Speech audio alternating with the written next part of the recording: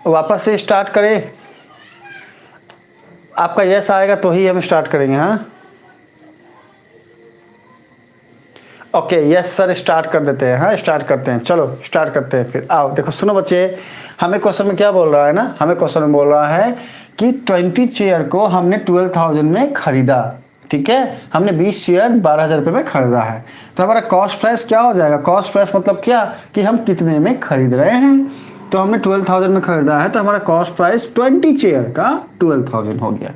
हमें क्वेश्चन में ये कह रहा है कि अगर हम इस 20 चेयर को बेचते हैं, सेल करते हैं, तो हमें प्रॉफिट होता है। कितना प्रॉफिट होता है? उतना प्रॉफिट होता है जितना हम 4 चेयर को सेल करते हैं, तो जो भी हमारा अमाउंट होता है उसके इक्वल। मतलब क्वेश्चन के हिसाब से प्रॉफिट जो हो रहा है वो इक्वल है किसके? सेलिंग प्राइस ऑफ 4 चेयर के। 4 चेयर जो हम सेल कर रहे हैं उसके इक्वल है प्रॉफिट।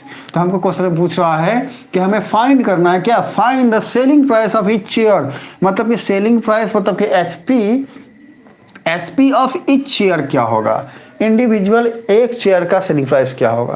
तो बच्चा हमने हमेशा ही बोला है क्या कि सबसे पहले ये देखो कि हमसे पूछ क्या रहा है, और जो पूछ रहा है वहां से अप्रोच करना स्टार्ट करो। है this is the right way to proceed any numerical. किसी भी न्यूमेरिकल को सॉल्व करने का यही सही तरीका है बच्चा। तो हमने बोला क्या कि अरे भाई हमको ईच चेयर का सेलिंग प्राइस पता करना है, और ये हमारे लिए अननोन है, हम जानते नहीं है हाँ कि क्या होगा। तो हमने क्या बोला? हमने खुद को ये बोला, क्या बोला खुद को? हमने ये बोला कि भैया लेट कर लिया, मान लिया कि सेलिंग प्राइस ऑफ 1 चेयर कितना है? X रुपीज है। ऐसा हमने लेट कर लिया है। ओके अच्छी बात है कि हमने लेट कर लिया कि सेलिंग प्राइस ऑफ 1 चेयर है X रुपीज। अच्छा यहां पे हमने देखा कि 20 चेयर का कॉस्ट प्राइस गिवन है। ठीक है, तो हमने लेट कर लिया कि भैया सेलिंग प्राइस ऑफ 20 चेयर क्या हो जाएगा? एक चेयर का सेलिंग प्राइस है X रुपीज, तो 20 का क्या हो जाएगा? 20 इंटू एक्स मतलब 20x। ठीक है ओके अब हम क्या देख रहे हैं कि प्रॉफिट कितना है? Selling price of 4 chair. तो हमने बोला भैया सेलिंग प्राइस ऑफ 4 चेयर कितना होगा? 4x होगा, ये जानते हैं हम। ठीक है ना। अब देखो सुनो, तो प्रॉफिट हमें क्या बोल रहा था कि selling price of 4 chair, selling price of 4 chair कितना आया? 4x आया। तो हमने देखा कि भैया प्रॉफिट क्या हो जाएगा? 4x हो जाएगा। अब इसके बाद हमने देखा, हमने सोचा कि भाई अब हम करें क्या? हमको अल्टीमेटली निकालना क्या है? Selling price of each chair. 1 chair का मतलब ये x की वैल्यू निकालनी है। निकाले क्या? हमारे पास क्या क्या बातें हैं? तो हमको याद आया क्या कि भाई अल्टीमेटली हमारे पास एक पूरा नोन डाटा है जो हम जानते हैं, वो है 12,000 का। बाकी तो सारी बातें x में है, अननोन है, हम जानते नहीं है। तो क्या करेंगे? तो जो नोन डाटा है 12,000, हम इसके पास गए और पूछे भैया भैया अरे कुछ बताओ जुगाड़, कैसे सॉल्व करें हम तुमको। तो हमको ये बोला एक बुड़बक कहेगा, मारेंगे ना, तुमको समझ में नहीं आता है रे। ऐसे हमको डांटा, जैसे पापा नहीं डरते, पापा जी नहीं डरते हम लोग, बुड़बक कहेंगे बोलते हैं। हाँ देखो सुनो, हम बता रहे हैं कि हम सारे हिंदुस्तान के हैं, और हिंदुस्तान ही नहीं पूरे विश्व में है, पूरे होल वर्ल्ड में पापा सबके होते हैं, बच्चे भी होते हैं। तो हर पापा अपने बच्चे को कभी ना कभी डांटते हैं। डांटने के अलग अलग तरीके हो सकते हैं, अलग अलग वर्ड्स हो सकते हैं, शब्द हो सकते हैं।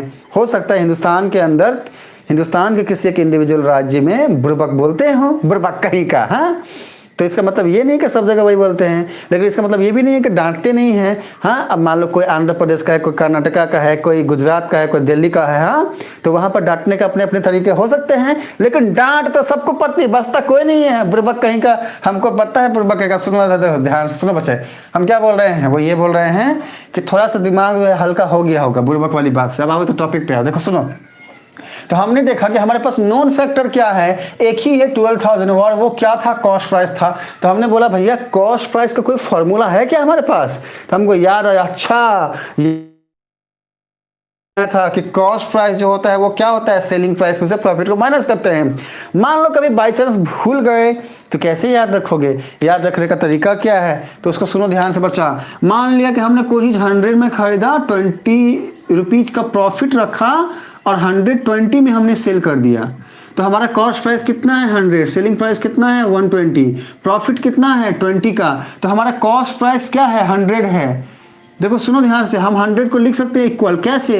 120 में से अगर हम 20 को माइनस कर दें तो कॉस्ट प्राइस क्या है? 100।